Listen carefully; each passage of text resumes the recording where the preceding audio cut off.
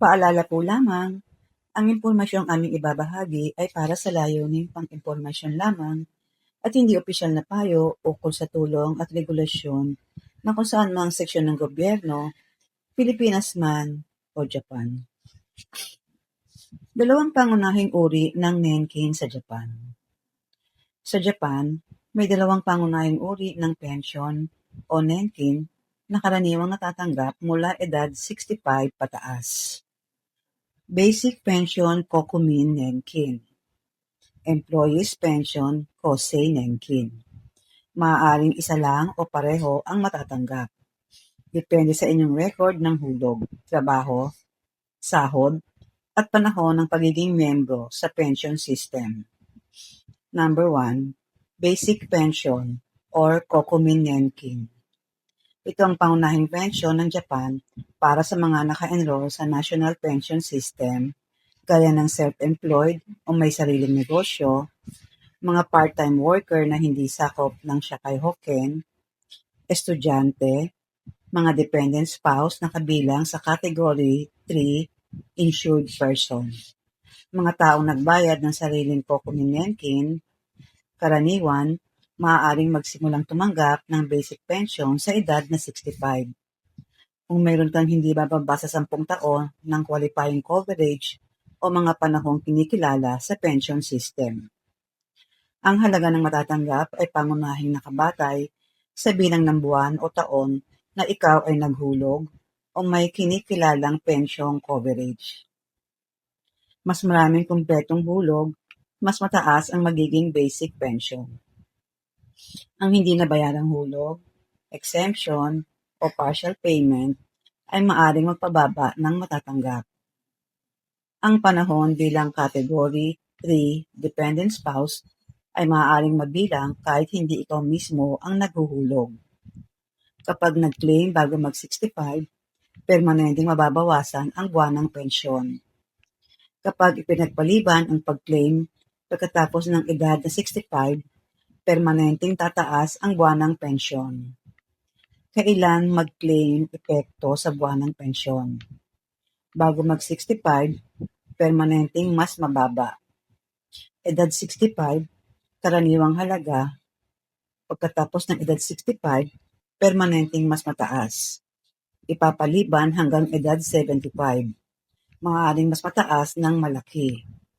Halimbawa, kung magpapasimula ka ng pensyon sa edad na 70 sa halip na 65, pwedeng tumaas ang buwanang halaga ng humigit kumulang 42%, ngunit walang matatanggap na pensyon sa 5 taon na ipinagpaliban mo ang pag-claim.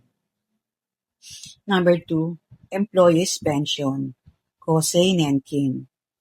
Ang Kosei Nenkin ay dagdag na pensyon para sa mga nagtrabaho sa kumpanya o organisasyong sakop ng Shakai Hoken o Social Insurance.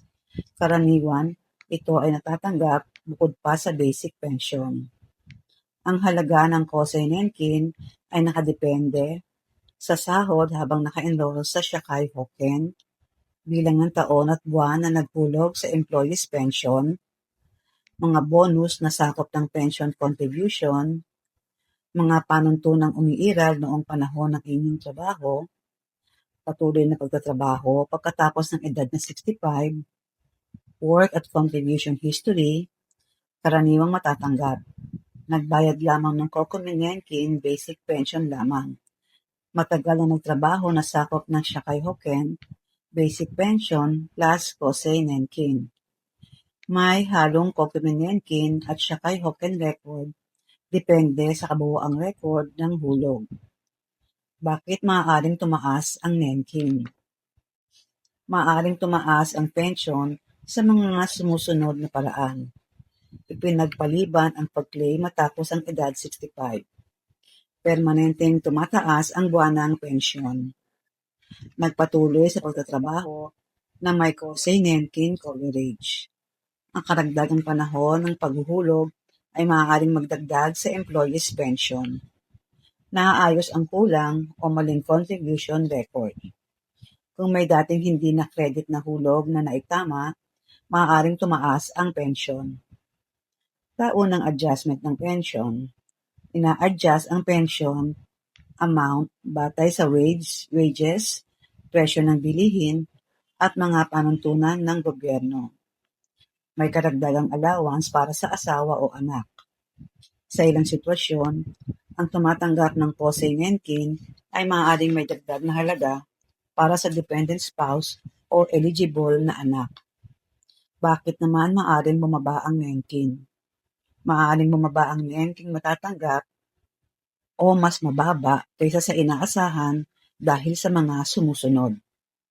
Nag-claim bago ang edad na 65, permanenteng mababawasan ng pensyon, kulang ang buwan o taon ng hulog. May exemption, partial payment, o unpaid periods. Hindi lahat ng ganitong panahon ay buong mabibilang. Maikli ang panahon sa POSEI-Nenkin o mababa ang reported salary.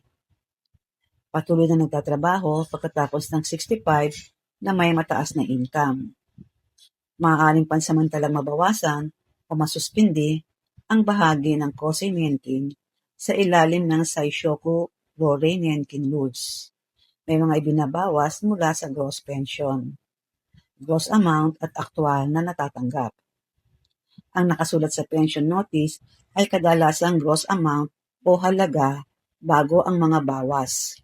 Hindi ito palaging kapareho ng aktual na pumapasok sa bank account.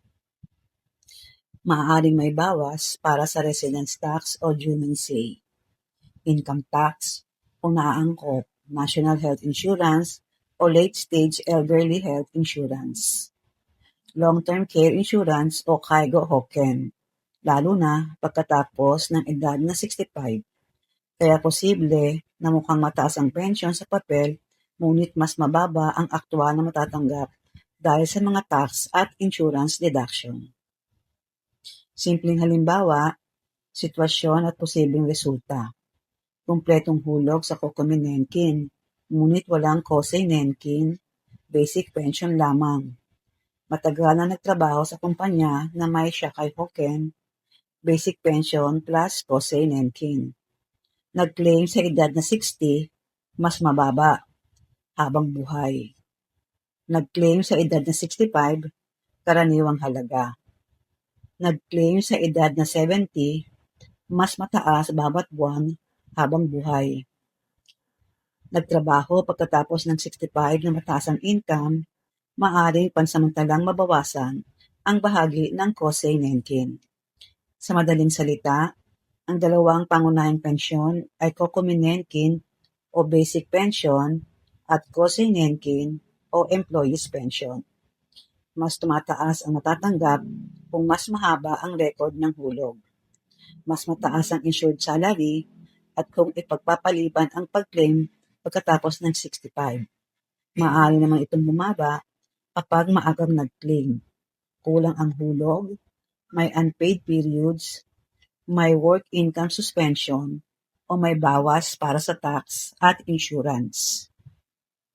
Paunawa, ang post na ito ay para lamang sa pangkalahatang impormasyon at hindi kapalit ng opisyal na pensyon, consultation. Ang eligibility, halaga ng pensyon, tax insurance, deductions at epekto ng pagtatrabaho pagkatapos ng edad na 65 ay magkaiba depende sa personal na record ng hulog, work history, income, edad, at family situation. Para sa eksaktong impormasyon tungkol sa inyong pensyon, kumonsulta sa Japan Pension Service, Nenkin Office o sa City Hall ng inyong lugar. Sa pangwakas, umaasa po kami na nakatulong ang impormasyong ito bilang gabay. Para sa pinakabagong update at opisyal na detalye, makabubuting i-verify pa rin sa tamang ahensya o autoridad. Marami pong salamat.